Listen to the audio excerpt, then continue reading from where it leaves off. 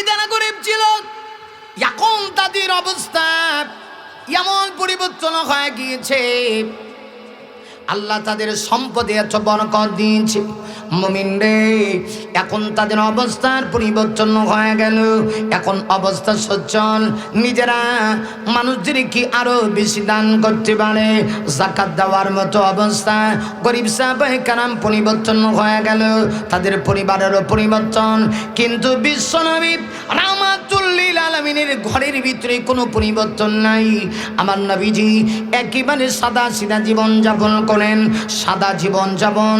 শুধু তা না, আমার নবীজি মাঝে মধ্যে আমল হয়ে চুলায় আগুন ধরে না, স্বাভাবিক জীবন যাপন, বড় কষ্ট করে পরিবার চলে।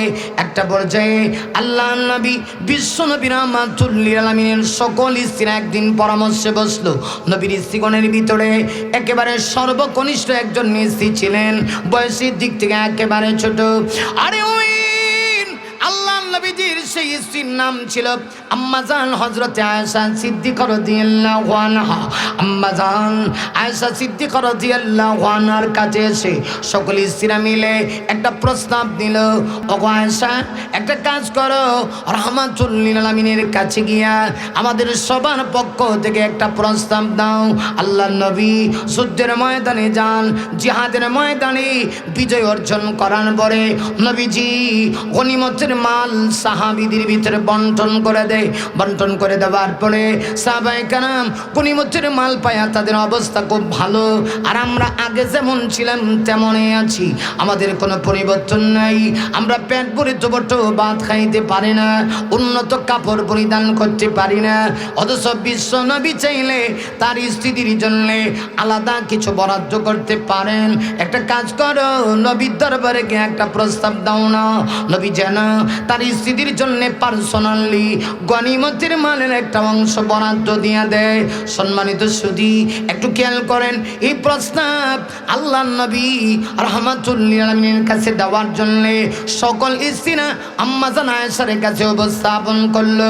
আরে মুমিন, আপনার আমার মা আম্মাজান হযরত আয়েশা সিদ্দিকা রাদিয়াল্লাহু আনহা রাসূলের সকল স্ত্রীগণের পক্ষ থেকে এই প্রস্তাবটা নিয়ে আল্লাহ নবীর সামনে যখন উপস্থাপন করলেন, তাফসীরে কিতাবের মধ্যে আছে আমার নবীর চেহারাটা বিবর্ণ হয়ে গেছে। কারণ আমার নবী চান না দুনিয়াতে উন্নত জীবন যাপন করতেন। আমার নবী চান এই দুনিয়াতে আমি একটু কষ্ট করে জিন্দেগি চালাবো, একবার খাবো তো আল্লাহ শুকরিয়া করব, যখন খাবো না তখন আমি আল্লাহ শুকরিয়া করব। রাসূলের সামনে যখন এই প্রস্তাব উপস্থাপন করা হয়েছে, নবীজির চেহারাটা বিবর্ণ হয়ে গেল। আল্লাহ নবী চান না দুনিয়াতে আরামের জিন্দেগি গ্রহণ করবেন, কিন্তু নবীর অবস্থা আল্লাহ নবী কি জবাব দিবেন? এমনিতেই হযরত জিবরিল আলাইহিস সালাতু ওয়াস সালাম আগমন করলেন। কোরআন শরীফের সূরা আহজাবের যে আয়াত থেকে আমি তাফসীর করছি, এর পূর্বের দুটো আয়াত একটু খেয়াল করে দেখেন। হযরত জিবরিলের কাছে জিবরিল এসে কোরআন শরীফের এই দুইটা আয়াত নিয়ে নবীর কাছে আগমন করলেন। রাসূলের স্ত্রীগণের পক্ষ থেকে যে প্রস্তাব আসলো, এই প্রস্তাবনার জবাবে আল্লাহ দুইটা মতামত দিলেন, দুইটা সিদ্ধান্ত দিলেন, যে কোনো একটা তারা গ্রহণ করবে। কয়টা?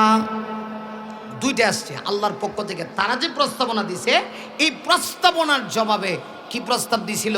ইয়া রাসূলুল্লাহ, আমাদের জন্য আপনি যুদ্ধের ময়দান থেকে যে গনিমতের মাল পান, এর একটা অংশ আলাদা বরাদ্দ করে দেন। এই প্রস্তাবনার জবাবে আল্লাহর পক্ষ থেকে সিদ্ধান্ত আসলো দুইটা, কিন্তু গ্রহণ করবে তারা একটা। সিদ্ধান্ত কটা? এই দুইটা বিষয়ের সিদ্ধান্ত হইল, গ্রহণ করার ইচ্ছাধিকার দেওয়া হইল একটা। কারা? নবীজির স্ত্রীগণ। কি? একটু খেয়াল করেন, আয়াত নাজিল হয়ে গেল, ইয়া আইয়ুহান নবী, হে নবী, কুল মানে আমরের সাগা, আপনি বলুন, লি আজওয়াজিক, লি আজওয়াজিক মানে আপনার স্ত্রীগণকে আপনি বলে দিন। কি? দুই সিদ্ধান্তর প্রথমটা খেয়াল করেন, ইন কুনতুন্না তুরিদনাল হায়াতাদ দুনিয়া, ও আমার স্ত্রীরা, তোমরা যদি দুনিয়াতে চাকচিক্যময় জীবন চাও, আরাম আয়েশে দুনিয়া চালাইতে চাও, দুনিয়াতে আরামে খাইবা, আরামে থাকবা, এটা কেন চায়? আপনার আমার বউরা চায় না? কথা কয় না? চায় কি না? এটা চাওয়াটা স্বাভাবিক, চাবি সবাই চাবি দুনিয়াতে একটু আরামে খাই, তবে না না না, মুমিন শুধু দুনিয়া চাবে না, আখিরাত চাবে। আপনি কোটি টাকার মালিক, কোটি টাকা আপনি খেতে পারবেন না, সব টাকা নিয়ে আপনি কবরে যেতে পারবেন না, টাকা দরকার। কিন্তু টাকার মালিক হইলে আপনার জন্য দুনিয়া মুখ্য উদ্দেশ্য না হয়, আখিরাত যেন উদ্দেশ্য হয়। আল্লাহ পাক বলে, নবী গো, এরা চাচ্ছে, আপনার স্ত্রীগণ চাচ্ছে দুনিয়াতে একটু শান্তিতে থাকবে। দুইটা বিধান আমার পক্ষ থেকে। প্রথম নাম্বার, বলুন আমার স্ত্রীরা, তোমরা যদি দুনিয়ার চাকচিক্যময় জিন্দেগি চাও, আরাম আয়েশ চাও, তাহলে কি? আল্লাহ পাক বলেন, আপনি তাদেরকে ডেকে বলেন, ফাতা আলাইনা উমাত্তিয়া কুন্না ওয়া উসাররিহ কুন্না সারাহান জামিলা, আসো, তাহলে আমি তোমাদেরকে উত্তম পন্থায় বিদায় দিব। উত্তম পন্থায় বিদায় মানে কি বুঝছেন? মানে তালাক দিব। তালাক কি দিব? তালাক। শরীয়ত ইসলামের ভিতরে যত জিনিস হালাল, এর মাঝে সর্বনিকৃষ্ট হালালের বিধানের নাম কি? কথা কয় না। এই জন্য তালাক কিন্তু এত সোজা বিষয় না। একেবারে যখন আর বউর সাথে বনিবনা হচ্ছে না, বউ মানে না, সে আপনার কথা মানে না, সে স্বামীর আনুগত্যতা স্বীকার করবেই না, করবে না, স্টেপ বাই স্টেপ, একেবারে সর্বশেষ স্টেপ যখন দেখবেন না তার জন্য আর আপনার সাথে চলছে না, দুজনের বনিবনা হচ্ছে না, তখন যদি দেখেন সর্বক্ষেত্রে সব রাস্তা বন্ধ, শরীয়তের অন্যান্য বিধিবিধানগুলি গ্রহণ করার পরেও কোনো কাজে আসছে না, তখন আপনি আপনার স্ত্রীকে তালাক দিবেন। তালাকের বিধান এটা আল্লাহর পক্ষ থেকে আসে, তবে একেবারে শেষ পর্যায়ে। আল্লাহ নবী গো, আপনার স্ত্রীরা যদি দুনিয়াতে আরামে থাকতে চায়, আরামে খাইতে চায়, আমি আল্লাহর প্রথম বিধান, তাদেরকে ডাকেন আর বলেন, আমি তোমাদেরকে উত্তম পন্থায় বিদায় দিব, তোমরা তালাক। গেল এক নাম্বার, খুব খেয়াল করবেন। আর দুই নম্বর হলো, ও ইন কুনতুন্না তুরিদনা আল্লাহ ওয়া রাসূলা, আর যদি তোমরা আল্লাহকে চাও, যদি রাসূল চাও, ও দারুল আখিরা, আখিরাত চাও, ফাইন্নাল্লাহা আ'আদ্দা লিল মুহসিনাত, তাহলে মুহসিনাতদের জন্য আল্লাহ পরকালে প্রস্তুত করে রাখছে আজের আজিম, মহান প্রতিদান। এখন কি দুনিয়া চাও না আখিরাত চাও? কোনটা গ্রহণ করবা? যে কোনো একটা। দুনিয়া চাইলে বিদায়, আখিরাত চাইলে আমার কাছে থাকবা। এখন কোনটা নিবা? খেয়াল করেন। ওই যে ইসলাম নবীর স্ত্রীগণের যতগুলি কারণে মর্যাদা বাড়ছে, এটা হলো একটা কারণ, তারা দুনিয়া ছাড়ছে, আখিরাত টার্গেট করছে। খেয়াল করেন, এতক্ষণের তাফসিরের মূল কথা কিন্তু এটাই। এবার খেয়াল করেন, আল্লাহর পক্ষ থেকে বিধান আসলো কটা? দুইটা। এই আয়াতগুলি যখন নাজিল হয়েছে, নবীজি খুব বেশি ফেরেশান ফিল করতেছেন, বিশেষ করে আম্মাজান আয়েশার ব্যাপারে। কারণ রসুলের যতগুলি স্ত্রী ছিলেন, সবচেয়ে বয়সে ছোট ছিলেন আম্মাজান আয়েশা। রসুল যখন আয়েশারে বিয়া করেন, একটি বর্ণনা আসছে, তখন আম্মাজান আয়েশার বয়স মাত্র 6 বছর। সুবহানাল্লাহ আছে না? বাইত গিয়ে সুবহানাল্লাহ কইবেন, এখানে কয় লাভ নাই। কয় বছর? আরো জোরে। নবীজির যখন ইন্তেকাল হয়, তখন আমার আম্মাজান আয়েশার বয়স ছিল 17 বছর। মাত্র 17 বছরের কুমারী মেয়ে ছিলেন আমার মা আম্মাজান আয়েশা। নারী মুমিন না, শুধুমাত্র যিনি কুমারী তা না, আম্মাজান আয়েশা সিদ্দিকা রাদিয়াল্লাহু আনহার বয়স কম হইতে পারে। হাদিস শরীফের ভিতরে আসে, আমার মা আম্মাজান বলেন, আমাকে আল্লাহ এত মর্যাদা দিয়েছে, রসুল যখন ইন্তেকাল করেন, আমার উরুর মধ্যে বিশ্ব নবীজির মাথা মোবারক ছিল। নবীজি মাথা মোবারকটা আমার উরুর মধ্যে রাখা অবস্থায় আমার নবীজি দুনিয়া থেকে বিদায় নিয়েছে। আল্লাহু আকবার। ওয়াজে আজকে কেমনেই তো গরম হন না বাবা, এই ঠান্ডা ঠান্ডা ওয়াজ করে তো আমার নিজেরও মজা লাগে না, বুঝেন নাই? আম্মাজান হযরত আয়েশা সিদ্দিকা রাদিয়াল্লাহু আনহা তিনি বলেন যে আমার এত বড় সৌভাগ্য, রাসূল যখন ইন্তেকাল করছেন তখন নবীজির মাথা মোবারক আমার উরুর মধ্যে ছিল।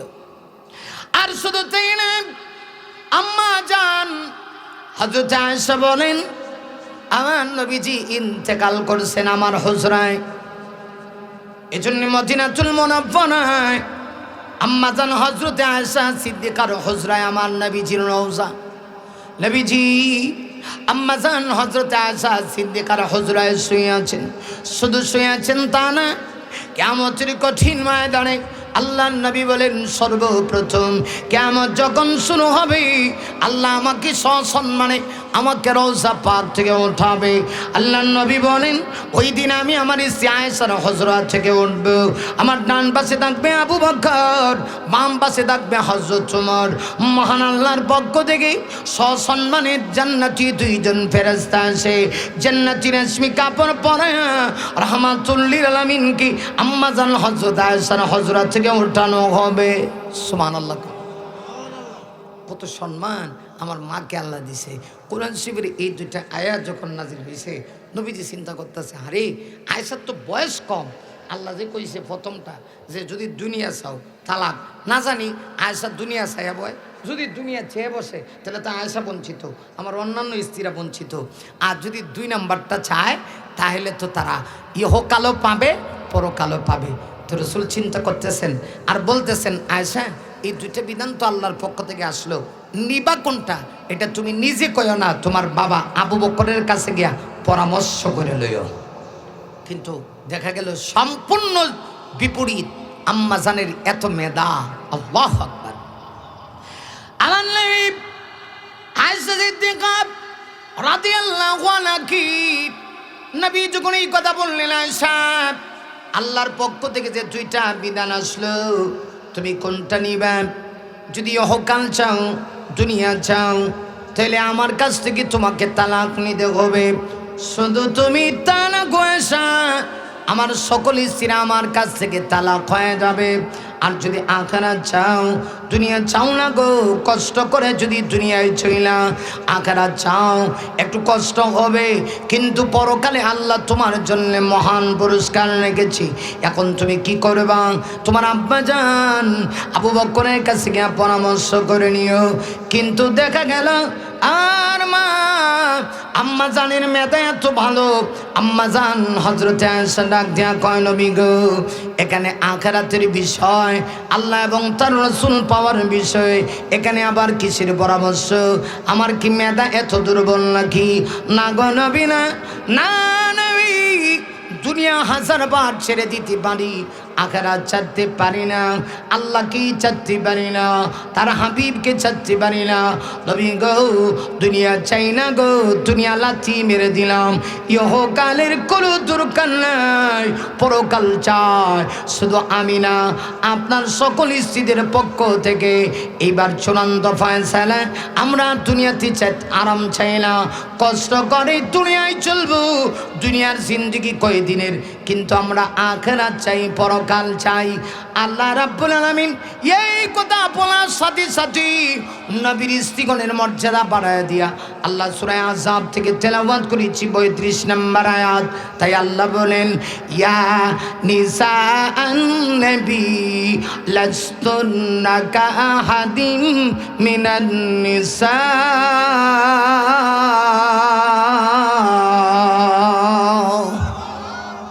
আল্লাহ বলেন, ও নবীর পূর্ণবর্তী স্ত্রীগণ, লাস্তুন্না কাআহাদিন মিনান নিসা, না তোমাদের মর্যাদা অন্যান্য মহিলাদের মতো না।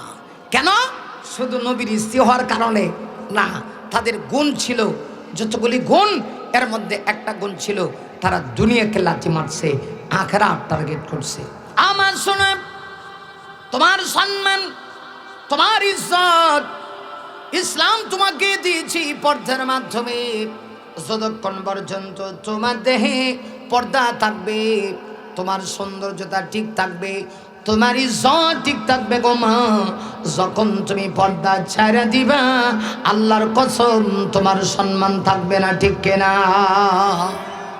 মাগো তোমার অনেক সম্মান, এই জন্যে আল্লাহ পাক আগে তাকওয়ার ওয়াজ করছেন। সবার সামনে পর্দার ওয়াজ করলে হবে না। এই পর্দার আবার অনেকগুলি বিষয় আছে, শুধু দেহ ডেকে রাখবে তা না। নারীদের গলার আওয়াজ এটাও পর্দা, গলার আওয়াজ এটাও পর্দা। কেন জানেন? মূলত আকর্ষণটাই হয় গলার আওয়াজ থেকে। আর বর্তমান যুগে মোবাইল দেয়া যুবক ছেলে মাঝে মধ্যে রং নাম্বার বলতে কিচ্ছু নাই এখনকার যুগে। আসলে কিছুদিন আগেও এটা ছিল, এখন আর নাই। যদি রং নাম্বারও কোনো একটা মেয়ের কাছে ফোন চলে যায়, মেয়েটার কণ্ঠ যদি ভালো হয়, ছেলেটার আকর্ষণ লাগে কি লাগে না? লাগে জায়গা। কিন্তু অনেক সময় ছেলেটা বলে না জানি মেয়েটার কণ্ঠ কত সুন্দর, এই মেয়ের সঙ্গে যদি প্রেম করি না জানি মেয়েটা কত সুন্দর। এই জন্য ইসলাম কয় মা গো, ও মা সাবধান, তুমি কিন্তু দামি জিনিস। মা গো তোমার কণ্ঠটাও বড় দামি, এই কণ্ঠের হেফাজত করবা। আল্লাহ রাব্বুল আলামিন নারী জাতির দেখের পর্দা বিধান দেওয়ার আগে এবার তাকওয়ার ওয়াজ করি।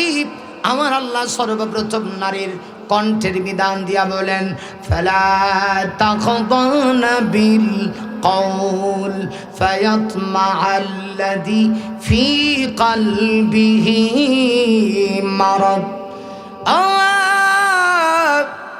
ইসলাম বলে সাবধান, আল্লাহর কোরআন বলে লা তাকদানা বিল কওল, তুমি পরপুরুষের সঙ্গে মিষ্টি ভাষা দিয়া তুমি কিন্তু কথা বলিও না, মিষ্টি সুরে কথা বলিও না। এখন প্রশ্ন হতে পারে একটা নারী তাহলে কোন সুরে কথা বলবে? কর্কশ ভাষা দিয়া যদি পরপুরুষের সঙ্গে প্রয়োজনে কথা বলে তাহলে পুরুষটা অন্তরে আঘাত লাগবে, কষ্ট পাবে।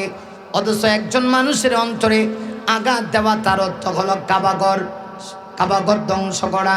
তাহলে একটা নারী কেমনি কথা বলবি? কর্কশ ভাষা দিয়েও কথা বলতে পারবে না, মিষ্টি ভাষা দিয়েও কথা বলতে পারবে না। আল্লাহ পাক তো ডাইরেক্ট সূরা আহজাবের ৩২ নম্বর আয়াতে বলে দিলেন, ফালা তাখদানা বিল কওলি ফায়াতমাআল্লাযী ফি কলবিহি মারাদ। আরে মুমিনা নারী শোনো, আমার আল্লাহ বলেন সাবধান, পর পুরুষের সঙ্গে তোমরা মিষ্টি ভাষায় কথা বলবা না। তাহলে মিষ্টি ভাষায় কথা বলা যাবে না, কর্কশ ভাষায় কথা বলা যাবে না। তাহলে নারী কোন দিকে যাবে? না মিষ্টি না কর্কশ, কথা কোন ভাষা দিয়া বলবে? মুফাসসিররা লিখেছে একজন নারী যদি কোনো প্রয়োজন যদি হয় পর্দার ভিতরে থেকে পরপুরুষের সঙ্গে কথা বলতে হয়, ইসলাম বলে কথা বলবা মধ্যম পন্থা অবলম্বন করে। একেবারে মিষ্টি ভাষা দিয়া কয়ও না। ও একেবারে যদি তুমি মিষ্টি ভাষা দিয়ে কথা বলো একটা পুরুষের আকর্ষণ যাবে, একেবারে কর্কশ ভাষা বললেও পুরুষটা কষ্ট পাবে।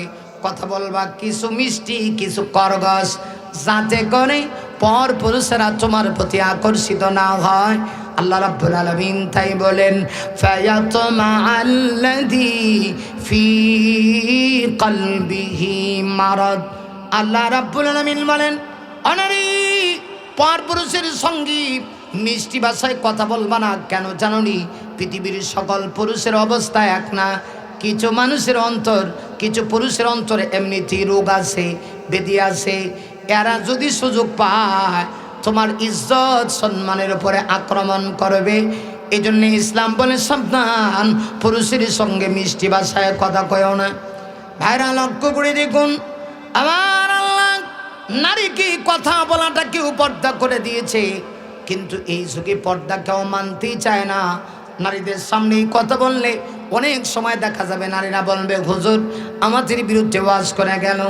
মাগো তোমার বিরুদ্ধে ওয়াজ করা আমার উদ্দেশ্য না। তোমার মতো একটা মাই তো আমাকে পেটে রাখছে। আমার মা যদি আমাকে পেটে না রাখতো আমি পৃথিবীর আলো দেখতাম না। মাগো শোনো, এই পৃথিবীতে কোনো ধর্মে তোমাকে এত সম্মান দেয় নাই। ইসলাম তোমাকে যত সম্মান দিয়েছে, ইসলাম তোমাকে যত ইজ্জত দিয়েছে, মা পৃথিবীর কোনো ধর্মে তন্ত্রমন্ত্রে কিন্তু তোমাকে সেই ইজ্জত দেওয়া হয় নাই। মাগো ভুল বুঝছো না, তোমার সম্মান এত বেশি। আমার নবীজি কোন পুরুষের পায়ের নিচে জান্নাতি কথা বলেন নাই, বরং হাদিসে আসছে আল জান্নাতু তাহতা আকদামিল উম্মাহাত। আমার নবী বলেছেন একজন নারীর পায়ের নিচে জান্নাত, মায়ের জাতির পদতলে হলো বেহেশত। কারণ মা এই পৃথিবীতে সন্তানের প্রতি যে অবদান, বাবার অবদান তো দূরের কথা, পৃথিবীর কাহারও এত অবদান নাই। একটু লক্ষ্য করে দেখো, আর মা যেদিন আমাকে পৃথিবীতে ভূমিষ্ঠ করেছে, প্রসব বেদনায় আমার মা কত চিৎকার মারছে। আমি যেদিন পৃথিবীতে আসলাম আমার মা একবার বেহুশ একবার হোশ, একবার বেহুশ একবার হোশ। আমার মা বারবার চিৎকার মারছে। সন্তান প্রসব করার কি বেদনা, এটা একমাত্র মা ছাড়া কেউ জানে না। মা এলাকার মহিলাদেরকে ডাক দেয়া কইছে, ও মহিলারা গো, তোমরা কে কোথায় আসো আসো, আমি জানি না আমি পৃথিবীতে বাঁচবো কিনা।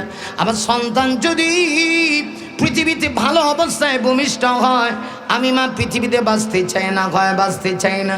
তাহলে একটা মা তার সন্তানকে কত কষ্ট করে পৃথিবীতে ভূমিষ্ঠ করলো। মা গো, তোমার সম্মান এত বেশি, তুমি যদি একটা সন্তান ধৈর্য ধারণ করে ভূমিষ্ঠ করতে পারো। একজন গাজী, একজন শহীদ জিহাদের ময়দানে গিয়া জিহাদ করে আল্লাহ রাস্তায় শহীদ হয়ে গেলে যে সওয়াব আমলনামায় তোমাকে সে সওয়াব লিখে দেওয়া হয়। মা গো, তাইলে তোমার সম্মান কম না, তবে মা তোমার সম্মান তোমাকে ধরে রাখতে হবে। মা ও বোন, তোমাকে বলছি, আল্লাহর কোরআন বলে তুমি তোমার নিজের ইজ্জত যদি বাঁচাইতে হয়, পরপুরুষের আক্রমণ থেকে যদি নিজেকে বাঁচাইতে হয়, অবশ্যই তোমাকে কণ্ঠের পর্দা করা লাগবে। কারণ এটা আমার কথা না, আল্লাহ বলছেন ফায়াত মাআল্লাযী ফি কলবিহি মারাদ। আল্লাহ বলেন তুমি কমল সুরে কথা বলবা না, তুমি মধ্যম পন্থা অবলম্বন করে কথা বলবা। কেন জানোনি? আল্লাহ বলেন কিছু পুরুষ এমন আছে যাদের অন্তরে বেদী আছে। একেবারে সহজ করে বলি, আমাদের সমাজের ভিতরে কিছু পীরেরাও আছে, হক্কানি পীরের কথা বলছি না, বন্ডগুলির কথা বলছি, যাদের কাছে নারী পুরুষ কোনো পার্থক্য নাই। আছে কিনা? নাই।